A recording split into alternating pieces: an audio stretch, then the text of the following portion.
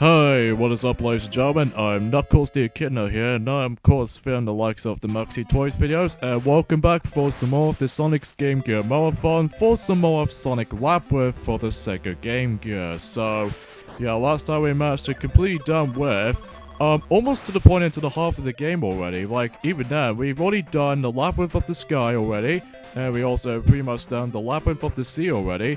And even 2 acts in Labyrinth of the Factory, even though despite the fact that I've already despised the second level in the Factory Labyrinth because of, you know, how clunky it was. And today for this episode, we're about to continue on and move on to the 3rd act in, well, obviously the Labyrinth of the Factory. So, even then, as long as we actually got into the halfway point of the game already, so even then, though, it doesn't take nearly as long as it used to be. Well, usually it just gets really complicated if you manage to go through all these little... Well, until we actually get into this current point anyway. So, at least the 3rd act is pretty easy for the most part for me, though, as long as the fact that it doesn't feel just like how it does it in Act 2 for me, because even then, Act 2 is so crap by comparison, but anyhow, I digress. But even then, that's all I can really say about at this point, ladies and gentlemen, for Sonic Labyrinth, because, you know, we're pretty much almost towards the end, but even then, as long as I can get this game done and over with, and I can pretty much guarantee I can chill and relax and play my Nintendo Switch as long as on my own time, even for Mario Kart 8 Deluxe as a matter of fact, so even then, that could be a bit of a part of the plan. Anyways, here we go on to the 4th act, in this case the Labyrinth of the Factory boss, which even then, we'll see what happens as soon as we actually go all the way down. And by the way, these are the hazards in during the slant areas, is the fact that we're going to be dodging a ball of chain. It's really hard to dodge though, kind of thing about it, but as long as you actually get hit, thanks to the likes of the invincibility frames and what have you, you should be able to be fine as it is. So, yeah. So here we go, folks, on to, as I established earlier, the 3rd boss in the game, and it's known as a spiked wall. I'm not kidding when I say that, it's a total joke for that name, but I digress. So this particular boss is pretty simple, because in the first phase here, much like how it does in the second boss, although despite the fact you will get hit at least once in the first part in the second boss, but it's only when it gets to this point right there, you should be able to dodge a lot of these, you know, their slaves, no problem. But it's only gets to the point until the actual face of the spiked wall actually showed up, that's how you deal the damage is actually its back. But even then, as long as you actually get hit like once or twice, it should be fine because much like the second boss in the game, he is potentially the easiest boss in the game. Because even then though, that much like how it does in the second boss, that you know, you can actually grab yourselves a ring again as soon as they actually showed up. Unlike the first boss in the game, which is considerably the hardest boss in the game. But even then, that's all I could really think about it, and ironic, I just already noticed that it was the first boss in the game as a matter of fact. So anyway though. Here we go, folks, on to the Labyrinth of the Castle, aka the final zone in the game. Well, almost towards the final zone in the final stage already. But even then though, here's the first stage in the Labyrinth of the Castle. This level is a total joke. Like, basically, you find yourselves in this little, you know, cross-shaped, you know, road over there. The only time it's a little bit annoying is with these little white little snowball, looking, projectiles. It tries to annoy you every once in a while. But even then though, that's all it consists of the fact that I didn't have time to react without the spin dash employment, so even then, that can be really frustrating at times, so even then, yeah. So, as you guys can clearly tell, the first stage in the Labyrinth of the Castle is by far the easiest level in the game for me, because no matter what though, the keys are in plain sight, rather than just be inside the actual enemies themselves. Although, despite the fact they've already showed up in these particular sites, even then though, that was super duper easy, but even then, why couldn't this level should be the first level in the game? I mean, despite the fact the time limit itself wasn't feel as strict as the first level in the game actually, but even then though, that's a little bit too odd for my part. Onwards to Zone 4-2, which even then though, it requires a special requirement if you actually you'll find yourselves the second switch. Now, the second switch is actually easier compared to how it does it in the bonus switch door, unlike how it did in the, you know, the Zone 2-3, because, you know, I had to waste my time to actually get myself a bonus switch door just to activate, but even then, that's all I could really gather for that one point or another. So yeah, as I mentioned earlier, that this game is going to be significantly shorter than the likes of Sonic Chaos as far as that's a result, as well as Sonic Spinball. Well, despite the fact that in the, well, in terms of length though anyway, between Sonic Spinball and Sonic Labyrinth, they're both considerably shorter games. But even though, except the fact they're a different gameplay style, so even then, yeah.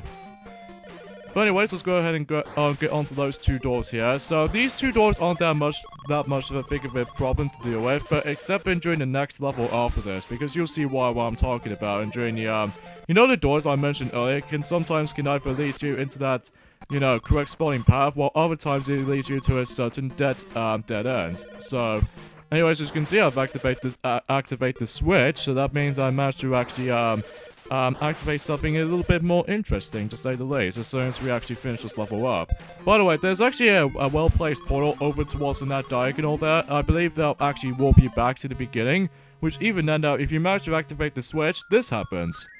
All these birds didn't manage to come out this little small door by this little big clock. So even then though, that I'm assuming, if I may be wrong, if you manage to completely ignore the switch, I believe you have to restart the entire level. But even then though, I haven't usually researched on that. So even then though, that I will go find this out on my own time. So even then though, that might be a little bit of a choice for me. So here we go, folks, on to the final Labyrinth stage before the actual final boss in the game. Now, this is by far the hardest level in the game, because as far as I can tell, you know, the doors I mentioned earlier can sometimes lead you to the correct path, or other times it can lead you to a certain dead end.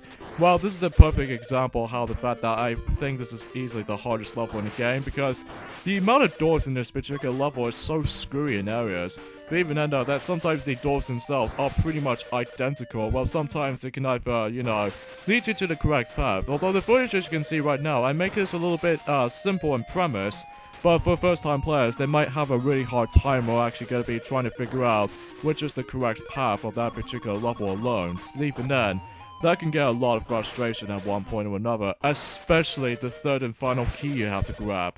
But even then, that you'll see why when we're actually trying to as you can see on the footage on screen. So, but yeah, oh no, I'm just not a big fan of this level. It's not as, like, confusing or anything like that, although it gets a bit too confusing at one point, even for first-time players. Like, I've actually got into this stage on my first time of ever playing for this game, even for the longest time, because again, I did never touch this game for almost ages ago, because even then, I did test this game out at first, but even then, later on, I got really bored of it, and plus, I did not like it at all.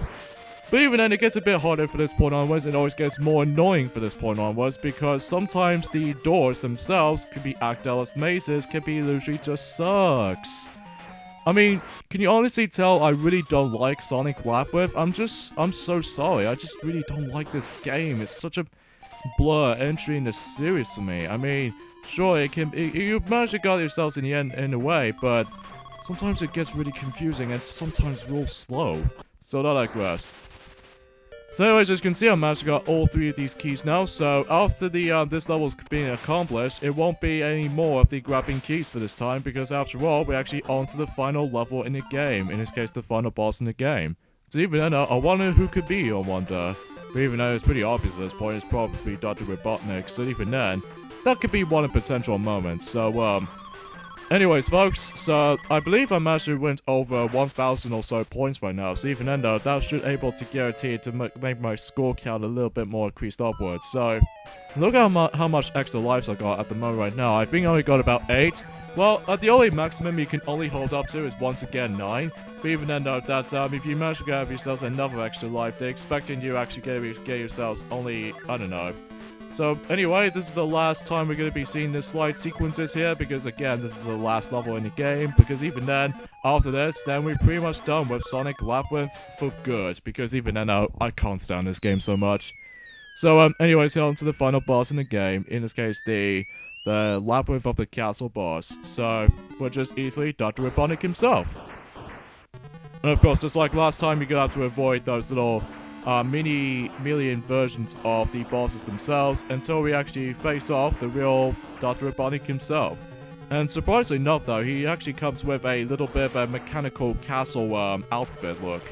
So this guy is pretty simple because if you ever played Sonic 3D Blast before or Sonic 3D Flicky's Island before, the entire premise of this pattern right there is very simple. Is that every time he drops the bomb, and then every time he drops the bomb, he'll decide to dip down until when the bombs explode, and it's your chance to actually spin dash into him. So even then, that's sort of all I can really say about this particular boss. It's so pathetically easy, unlike the first boss in the game.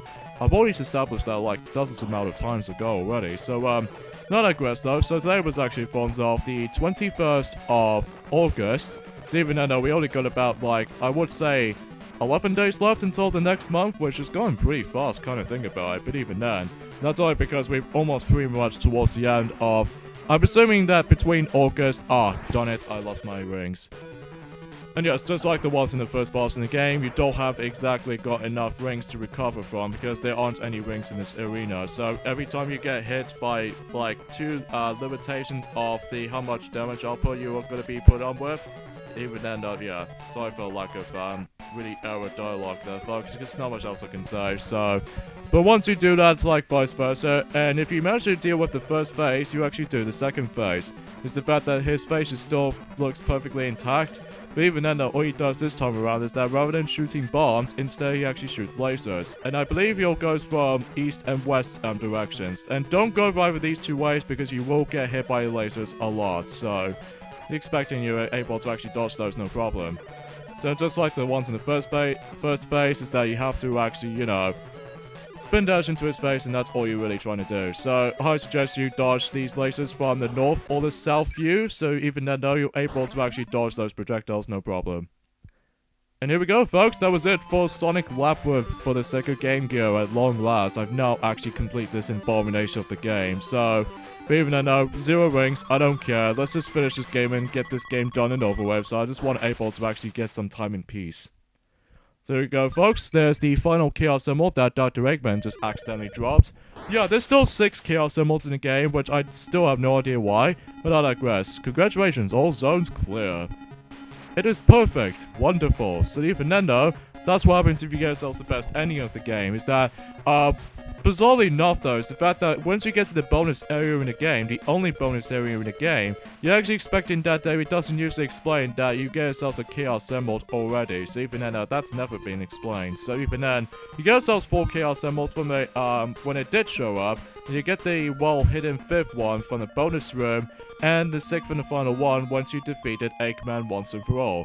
I believe the bad ending of the game is that when you completely ignore the bonus room, and I believe the only major difference between the good ending and the bad ending is the fact that I'm pretty sure the only difference being is that the tiles or the checkerboard's color is actually changed a bit. Like the good ending is represents from, you know, the orange and brown checkerboards, while the bad ending is just simply fully blue checkerboards. So even then, that's the only major differences. But I don't really necessarily care for it because all in all, this game is easily the worst Sonic games I've ever played, at least one of them anyway.